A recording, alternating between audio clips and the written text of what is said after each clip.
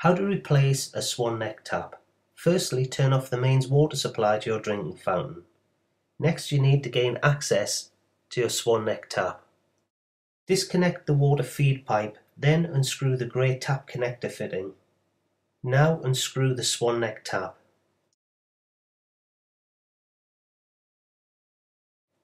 Fit your new swan neck tap using the rubber and metal washers provided. Now tighten the swan neck tap and replace the grey tap connector fitting.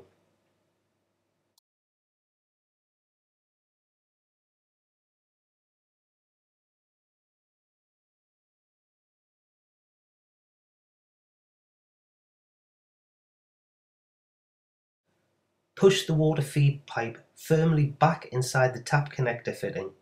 Replace the lid and turn on the mains water.